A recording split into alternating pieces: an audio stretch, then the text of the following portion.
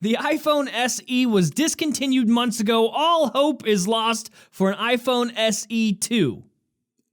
But what about an iPhone XE? 10e? How the fuck would you say that? Want daily tech news in a way that doesn't suck? Of course you do. Hit that subscribe button and turn on notifications so you don't miss the next episode. Yo, what's going on, guys? Welcome back to Front Page Tech, the show that gives you all latest tech. I seem way too excited. I'm not actually this excited. Let me calm down. Why, hello there, and welcome to Front Page Tech, the show that gives you all latest tech news from one geek that is me to another that is you. I am just an average person with an average energy level. Average energy level. Seems hard to say. Okay, news. All right, first up, story numero uno for the day. Let's talk about Apple. Let's talk about the iPhone, more specifically an iPhone XE. 10e. If you pronounce it SE, but when they do the X thing, you pronounce it as 10. Is it the 10e or the XE? How do you pronounce it?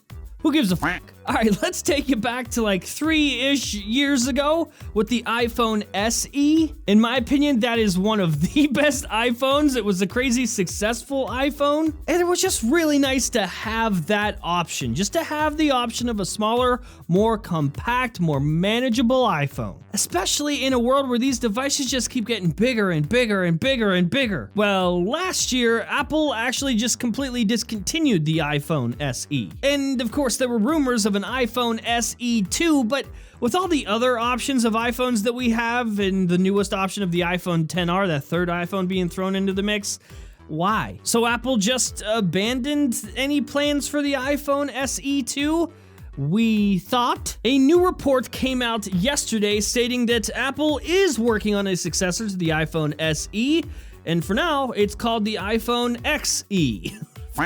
According to the report, the device will sport an edge-to-edge OLED display, 4.8-inch OLED display, and it may be introduced before September of this year. It could ship with Apple's A12 Bionic processor and not have Touch ID. And the price range that this report gives is not a price that makes me too entirely confident. It could be anywhere from $600 to $800. Let's hope if this is a thing, it's much closer to that $600 range. But you know, it's Apple, and that probably won't be the case. Now listen, normally I would probably make fun of Apple for giving us too many options. Like what? That would give us 4 different individual models for the iPhone this year.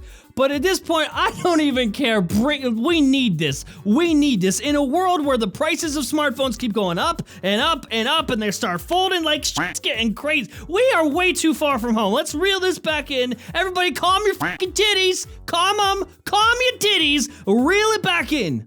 We need to reel this back. Apple, help us. Save us, Tim. Reel this ship back in. It has gone too far. Give us just give us a tiny iPhone and let us remember what love feels like.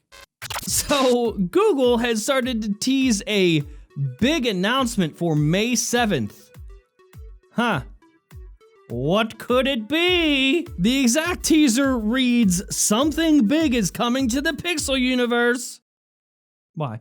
For those of you that don't know, May 7th is the date for the Google I/O. So I wonder, what could the big announcement be? Oh, I don't know, maybe the Pixel 3a and 3a XL, which are the worst names for phones since the iPhone XS and XS Max. The phones have leaked, we know the specs, they even leaked on Google's website, because it wouldn't be a Pixel release if Google didn't leak the shit themselves. Yesterday, we just had a price leak, Canadian price leak, being at around $649.99 for the Pixel 3a and $799.99 for the Pixel 3a XL. That's Canadian monies. So let's just say it's safe to assume that the Pixel 3a is going to cost around $450, $500 here in the US, and then the Pixel 3a XL somewhere around $550, $600. So there you go, the budget Pixel that we told you was coming. We said this like last year sometime, but like, do you care? It feels so stale at this point. Like, it's been too long, yeah? Right? Are you gonna buy this? Like, I have zero fucks for these phones. Like, not even a little fuck. Not even a tiny little one. Not even a little f***let. I got nothing.